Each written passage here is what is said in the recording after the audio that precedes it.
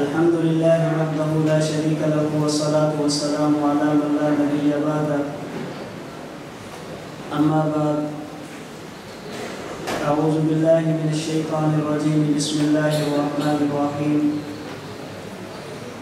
يا أيها الذين آمنوا إن جاءكم فاسق بنبأ فتبينوا وقال تعالى سبحانك هذا بهتان عظيم اللهم صل على سيدنا ومولانا محمد وعلى آل وأصحاب سيدنا ومولانا محمد وبارك وسلم وصل علیہ۔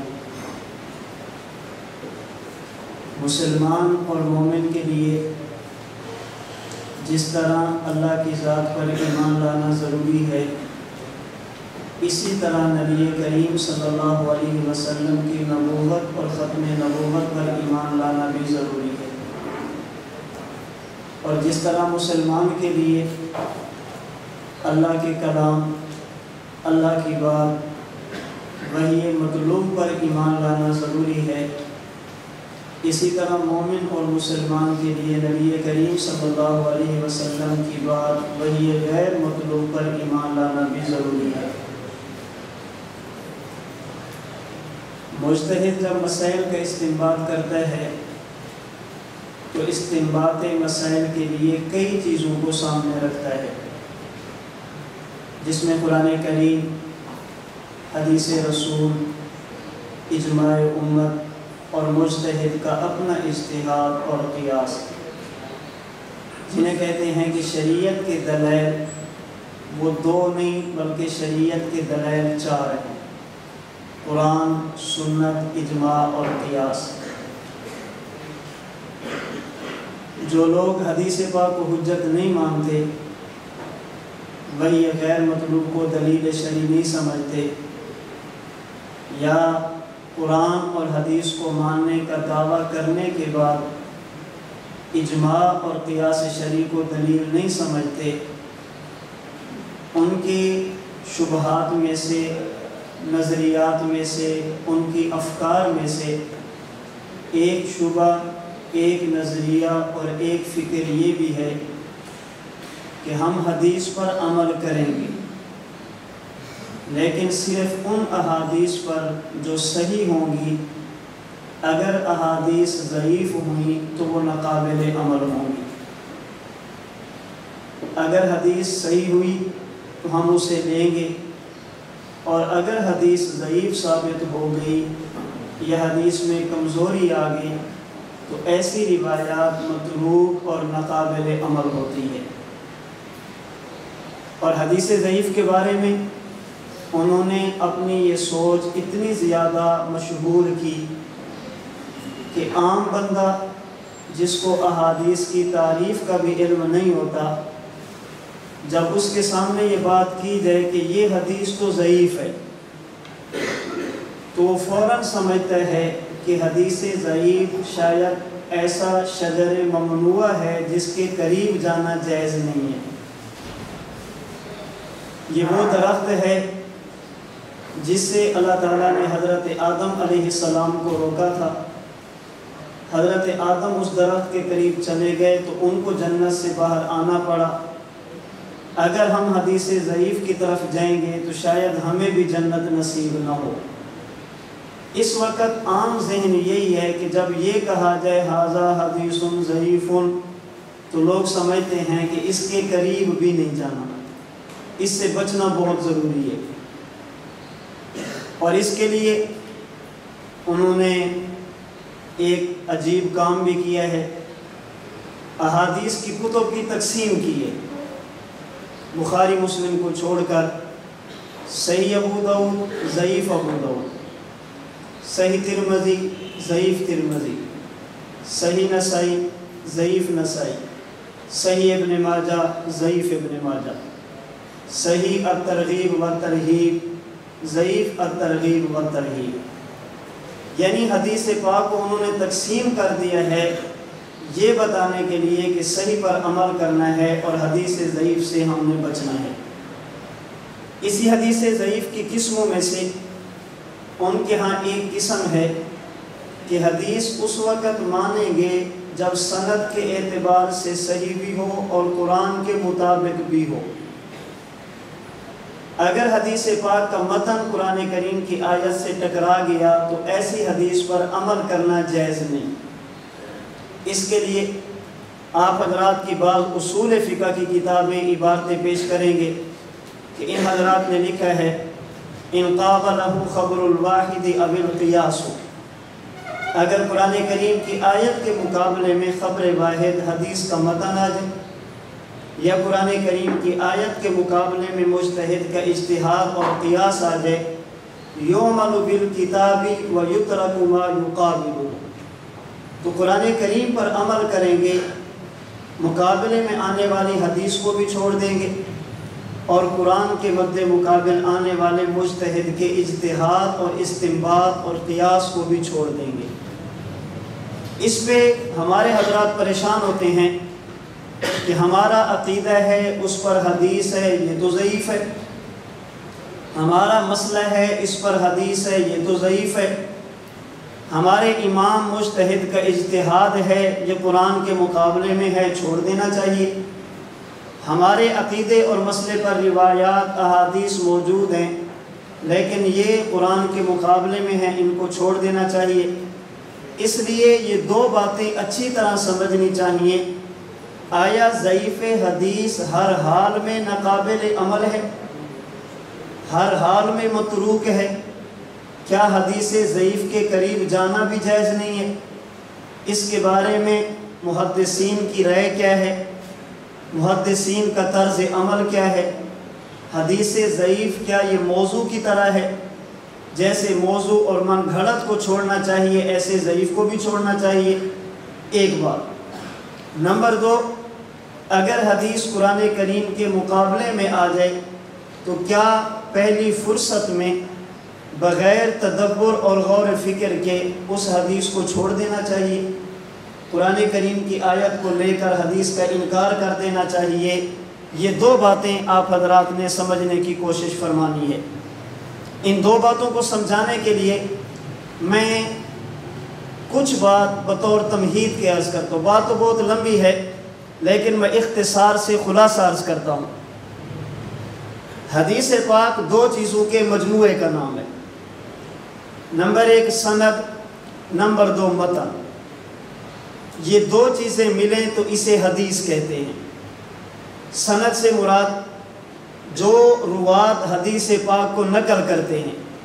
امام بخاری رحمہ اللہ تعالی فرماتے ہیں وَبِهِ قَالَ حَدَّثَنَا أَحْمَدُ بْنُ الْأَشْقَاق، صحیح بخاری کی آخری روایت، عن عمارة بن القعقاع عن ابی زرع عن ابی ہریرہ قال قال رسول اللہ صلی اللہ علیہ وسلم۔ یہ جو روات نقل کرتے ہیں اسے سند کہتے ہیں۔ اللہ کے نبی نے فرمایا کلمتان حبیبتان الی الرحمن، اسے متن کہتے ہیں۔ تو حدیث پاک دو چیزوں کے مجموعے کا نام ہے، نمبر ایک سند، نمبر دو متن۔ قرآن کریم کی آیات ہمیں بتاتی ہیں کسی بندے کی بات پر عمل کرنے سے پہلے یہ دیکھنا چاہیے کہ بات کرنے والا کون ہے، نمبر دو یہ دیکھنا چاہیے کہ بات کیا کرتا ہے، یہ دیکھنا چاہیے کہ بات کرنے والا کون، نمبر دو بات کیا کرتا ہے۔ دوسرے لفظوں میں کسی بھی بات پر عمل کرنے سے پہلے یا بات کو چھوڑنے سے پہلے سند کی تحقیق بھی ضروری، متن کی تحقیق بھی ضروری۔ یا ایھا الذین آمنوا ان جاءکم فاسق بنبأ فتبینوا، اے ایمان والو اگر کوئی ایسا بندہ تمہارے پاس آئے جو فاسق ہو، عادل نہ ہو، تو اس کی بات پر عمل کرنے سے پہلے تحقیق کیا کرو کہ بات کرنے والا کون ہے۔ اس کا معنی یہ کہ سند کی تحقیق کرو۔ قرآن کریم میں ہے ام المومنین صدیقہ کائنات سیدہ عائشہ رضی اللہ تعالی عنہ پہ تہمت لگی، جہاں پر اپنوں نے غیروں نے باتیں کی تو بعض حضرات جو اپنے تھے انہوں نے بھی بات کر دی، اور یہ ایک انسانی فطرت ہے۔ جب کسی شخص کے خلاف الزامات لگتے ہیں، پروپیگنڈا ہوتا ہے، تہمتیں لگتی ہیں، تو کبھی کبھی اپنے بھی اس میں ہاتھ دھو بیٹھتے ہیں، اپنے بھی اس میں شریک ہو جاتے ہیں، اس کی وجہ غلط فہمی ہوتی ہے، اس کی وجہ ایک شور ہوتا ہے، وہ کہتے ہیں اتنے لوگ بات کرنے والے ہیں شاید یہ بات ٹھیک ہوگی۔ حضرت عائشہ کے خلاف جب تہمت لگی، آپ حضرات سمجھتے ہیں، احادیث اور تفسیر میں پڑھتے ہیں کہ یہ تہمت لگانے والے اور بات کرنے والے صرف اغیار نہیں تھے، بعض اپنے بھی تھے۔ سیدنا حسان رضی اللہ تعالی عنہ، سیدنا مصطح رضی اللہ تعالی عنہ، انہوں نے بھی بات کی ہے۔ اللہ تعالیٰ نے قرآن کریم میں سیدہ عائشہ رضی اللہ تعالی عنہ کی برات نازل فرمائی، اور ساتھ ہی ایمان والوں سے فرمایا کہ جب تمہارے سامنے یہ بات کی گئی، لولا اذ سمیعتموہ قلتم ما یکون لنا ان نتکلم بہذا سبحانک ھذا بہتان عظیم، جب تمہارے سامنے یہ بات آئی کہ نبی کی بیوی ٹھیک نہیں ہے، تمہیں یہ نہیں دیکھنا چاہیے تھا کہ بات کرنے والے کون ہیں، تمہیں یہ دیکھنا چاہیے تھا کہ یہ بات کیا کر رہے ہیں، سند پر غور نہ کرتے، تمہیں متن پر غور کرنا چاہیے تھا کہ یہ بات کیسی ہے۔ سبحانک ھذا بہتان عظیم، اگرچہ یہ بات کرنے والے بندے ٹھیک بھی ہوں لیکن ان کی بات تب بھی قابل عمل نہیں تھی۔ تو ایک آیت نے بتایا سند کی تحقیق کرو، ایک آیت نے بتایا متن کی تحقیق کرو۔ کسی بھی روایت پر عمل کرنے کے لیے روایت کی تحقیق بھی ضروری، درایت کی تحقیق بھی ضروری، سند کی تحقیق بھی ضروری، متن کی تحقیق بھی ضروری۔ بسا اوقات یوں ہوگا، کسی بات کو نقل کرنے والے بندے بالکل ٹھیک ہوں گے، کسی بات کو نقل کرنے والے راوی بالکل ٹھیک ہوں گے، سند متصل بھی ہوگی، راوی عادل بھی ہوں گے، تام و ضبط بھی ہوں گے، روایت شاذ بھی نہیں ہوگی، معلل بھی نہیں ہوگی، جو آپ حضرات صحیح بذاتی ہی کی تعریف خیر الاصول وغیرہ میں پڑھتے ہیں۔ بات کرنے والے راوی سب ٹھیک ہوں گے لیکن متن پھر بھی ناقابل عمل ہوگا، اور بسا اوقات یوں ہوگا سند میں اتصال نہیں ہوگا، کبھی کبھی راوی کی عدالت میں کمی ہوگی، کبھی کبھی راوی کے حافظے میں کمی ہوگی، بسا اوقات راوی ثقہ ہو کر اوثق کی مخالفت کرے گا جسے شاذ کہتے ہیں، کبھی معلل بھی ہوگی، سند کے اعتبار سے ضعف ہوگا لیکن متن کے اعتبار سے بات بالکل ٹھیک ہوگی۔ کیوں؟ اس لیے کہ جب محدث کسی حدیث کے بارے میں کہتا ہے ھذا حدیث صحیح، کسے صحیح کہتا ہے؟ سند کو۔ جب محدث کہے گا ھذا حدیث ضعیف، کسے؟ تو سند کے صحیح ہونے سے متن کا صحیح ہونا تو لازم نہیں آتا، سند کے ضعیف ہونے سے متن کا ضعیف ہونا تو لازم نہیں آتا۔ آپ اٹھیں سنن ترمذی، دورہ حدیث کے طلباء، سنن ترمذی میں امام ترمذی روایت نقل کرتے ہیں، پھر فرماتے ہیں ھذا حدیث ضعیف، یہ حدیث سند کے اعتبار سے کیا ہے؟ ھذا حدیث غریب، سند کے اعتبار سے ٹھیک نہیں ہے۔ کبھی کبھی جہالت اور مجہول کی بات بھی فرماتے ہیں لیکن ساتھ ہی فرماتے ہیں والعمل علی ھذا عند اہل العلم من اصحاب النبی صلی اللہ علیہ وسلم، حدیث ضعیف ہے لیکن صحابہ اور اہل علم کا عمل اسی پر ہے۔ سوال یہ کہ جب ضعیف ہے تو عمل کیوں ہے؟ اس لیے کہ ضعیف ہے سند کے اعتبار سے اور قابل عمل ہے کس اعتبار سے؟ متن کے اعتبار سے۔ اس لیے حضرت امام سیوطی رحمہ اللہ، جلال الدین سیوطی رحمہ اللہ نے تدریب الراوی میں اور حضرت علامہ ظفر احمد عثمانی رحمہ اللہ نے قواعد فی علوم الحدیث میں، دونوں اصول حدیث کی کتابیں ہیں، یہ حضرات فرماتے ہیں وَإِذَا قِيلَ ھذا حدیث صحیح، جب محدث یہ کہے کہ یہ حدیث صحیح ہے، فَھَذَا مَعْنَاهُ، اس کا مطلب یہ ہے متصل سندہ مع الاوصاف المذکورۃ، کہ اس کی سند ٹھیک ہے، راوی عادل ہیں، تام و ضبط ہیں، روایت شاذ بھی نہیں، معلل بھی نہیں، فَقَبِلْنَاهُ عَمَلًا بِظَاهِرِ الْإِسْنَادِ، ہم ان کے اس قول کو لے لیں گے کہ یہ سند کے اعتبار سے ٹھیک ہے اس لیے قابل عمل ہے، لیکن ساتھ ہی فرماتے ہیں لا انہ مقطوع بہ فی نفس الامر، سند کے صحیح ہونے سے یہ ضروری نہیں ہے کہ یہ واقعی صحیح ہو، لجواز الخطأ والنسیان علی الثقۃ، اس لیے کہ بندہ ثقہ ہوتا ہے لیکن خطا کر بیٹھتا ہے، بندہ صحیح ہوتا ہے لیکن بھول جاتا ہے۔ اب اس عبارت کا اور اصول کا حاصل یہ نکلا، جب محدث کسی حدیث کو کہے صحیح ہن، اس کے لیے ضروری نہیں ہے کہ متن بھی صحیح ہو سکتا ہے کہ متن ضعیف ہو۔ کیوں؟ اس لیے حدیث پاک کی تعریف، حدیث پاک کی تقسیم، حدیث پاک پر لگائے جانے والے حکم، یہ امر اجتہادی ہیں، امر منصوص نہیں۔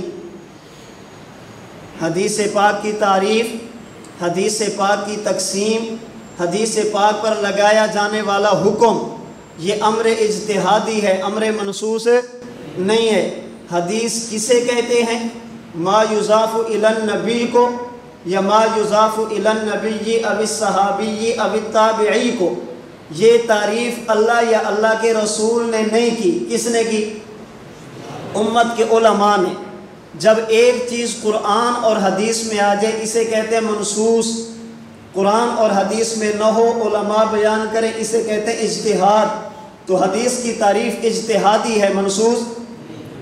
مرفوع، موقوف، مقطوع، غریب، شاذ، یہ تقسیم جو چلتی ہے، حسن لذاتی، صحیح لذاتی ہی، یہ اللہ یا اللہ کے رسول نے تقسیم نہیں کی، کس نے کی ہے؟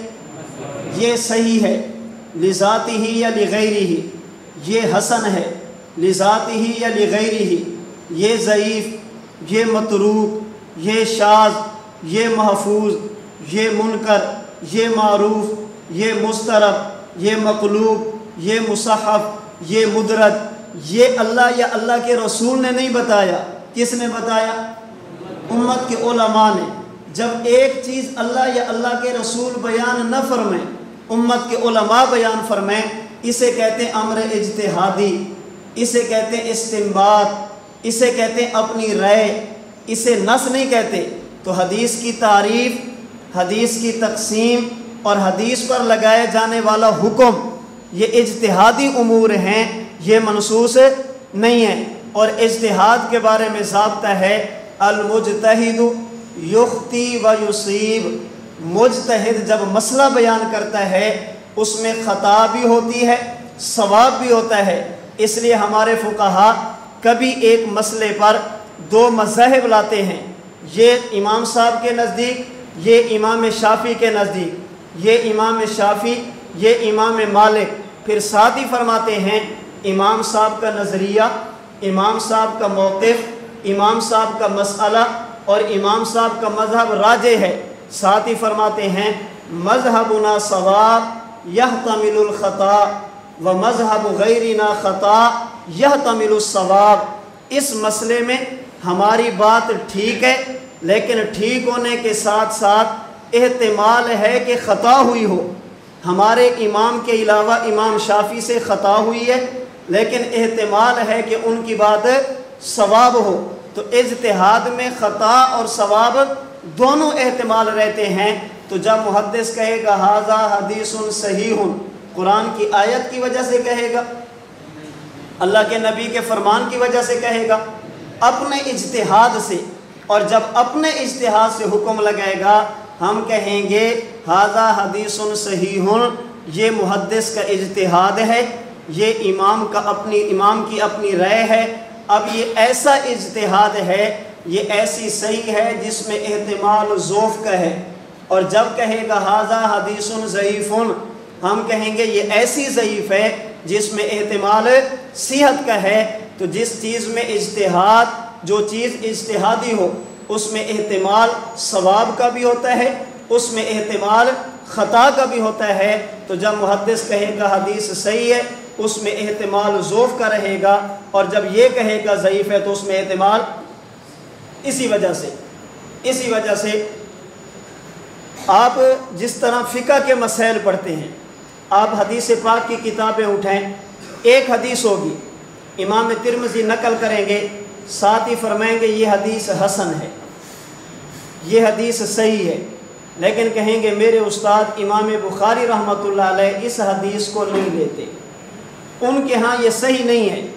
حدیث ایک ہے، امام ترمذی کے ہاں وہ ٹھیک ہے، امام بخاری کے ہاں جی صحیح نہیں ہے۔ راوی ایک ہے، امام ترمذی اسے لے رہے ہیں، امام بخاری لینے کے لیے تیار۔ سوال یہ ہے کہ جب حدیث ایک ہے تو یہ اختلاف کیوں ہے؟ حدیث تو ایک ہے نا۔ چلے میں ایک سوال اٹھاتا ہوں، اللہ نے جب دین اتارے نبی کریم صلی اللہ علیہ وسلم پہ تو وہ دین کتنے تھے؟ ایک۔ اللہ نے اپنے نبی پر قرآن اتارا، قرآن کتنے تھے؟ اللہ کے نبی نے شریعت امت کو دی ہے، شریعتیں کتنی تھی؟ اب آگے جب مجتہد ہے، انہوں نے جب اجتہاد کیا تو مذاہب کتنے بنے؟ جو مدون ہے 4۔ کہتے ہیں قرآن ایک، حدیث ایک، شریعت ایک، دین ایک، سب کچھ ایک ہے، آگے ٹکڑے کیوں کر دیے؟ ہم کہتے ہیں اللہ کے نبی نے حدیث دی ہے ایک، ایک کہتے ہیں صحیح، دوسرا کہتے ہیں ضعیف، ٹکڑے ہو گئے؟ حدیث تو ایک ہے نا۔ ایک محدث کہتے ہیں صحیح ہے، دوسرا کہتا ہے بندہ ایک ہے نقل کرنے والا، ایک کہتا ہے کہ دجال دجال دجال دجال من الدجاجلہ، اس کے قریب بھی نہ جانا، دوسرا کہتا ہے ثقۃ ثقۃ ثقۃ، بالکل ٹھیک ہے۔ اب بندہ ایک ہے تو ان کا اختلاف کیوں ہے؟ ہم کہتے ہیں وجہ یہ ہے جس طرح فقہاء نے مسائل فقہیہ کا استنباط کیا وہ اجتہادی ہے، علماء نے حدیث کی صحت یا ضعف کا حکم لگایا یہ بھی اجتہادی ہے، راوی کے ثقہ یا ضعیف ہونے کا فیصلہ کیا یہ بھی اجتہادی ہے۔ جب چیز اجتہادی ہو، اجتہادی مسائل میں اگر دو ماہر فن آپس میں اختلاف کر بیٹھے تو یہ عیب کی بات نہیں ہے۔ دو مجتہد آپس میں اختلاف کریں تو عیب کی بات ہے؟ یہ صرف امام ابو حنیفہ امام شافعی کے درمیان نہیں ہے، یہ اختلاف امام ترمذی امام بخاری کے درمیان بھی ہے، یہ اختلاف امام مسلم امام بخاری کے درمیان بھی ہے، یہ اختلاف حافظ ابن حجر عسقلانی امام ذہبی کے درمیان بھی ہے۔ اگر آپ نے فقہ کا انکار اس بنیاد پہ کرنا ہے کہ انہوں نے ٹکڑے کر دیے، کل کو حدیث کا بھی انکار کرنا پڑے گا، اسماء الرجال اور جرح تعدیل کا بھی انکار کرنا پڑے گا۔ آپ کہاں تک انکار کریں گے؟ کیا انہوں نے ٹکڑے کر دیے؟ ہم نہیں کرتے تقلید، کیوں نہیں کرتے؟ ان کی اپنی بات ہے، قرآن اور حدیث تو نہیں ہے۔ خود تحقیق کرو، کسی کی بات ماننے کی کیا ضرورت ہے؟ خود تحقیق کرو، کسی کی بات ماننے کی کیا ضرورت ہے؟ ہم کہتے ہیں ٹھیک ہے ہم تحقیق کرتے ہیں، تحقیق کرتے ہیں، تحقیق شروع کی ہے، امام صاحب کی بات کی ضرورت نہیں، امام شافعی کی ضرورت نہیں، مالک کی ضرورت نہیں، احمد ابن حنبل کی ضرورت نہیں، تحقیق شروع کی، ہم نے تحقیق کی ہے۔ ان کے ہاں سب سے اہم مسئلہ جو انشاءاللہ آج آپ پڑھیں گے، نماز میں رفع الیدین کرنے یا نہ کرنے کا۔ ہم نے جب کتب حدیث دیکھی، توجہ رکھا، کتب حدیث دیکھی، میں تفصیل میں نہیں جاتا، صرف اشارہ کر رہا ہوں۔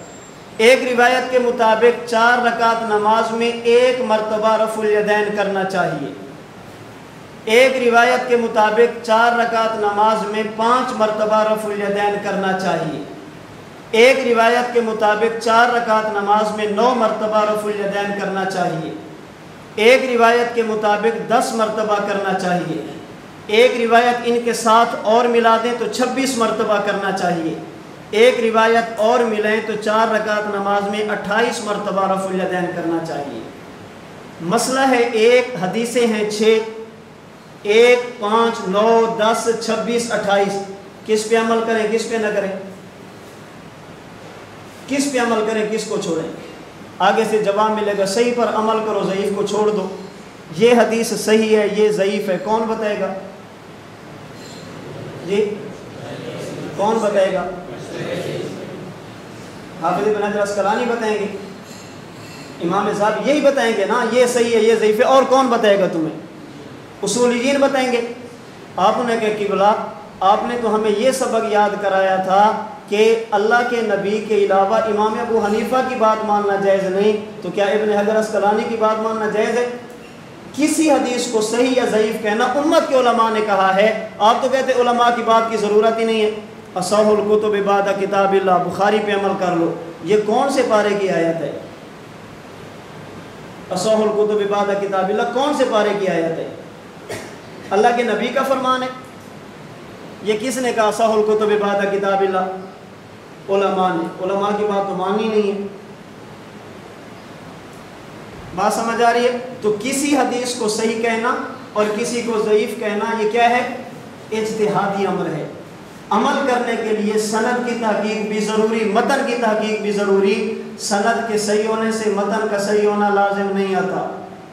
سند صحیح ہو تو متن ضرور قابل عمل ہے، ضروری نہیں، اور سند کے ذوف سے متن کا ذوف لازم نہیں آتا۔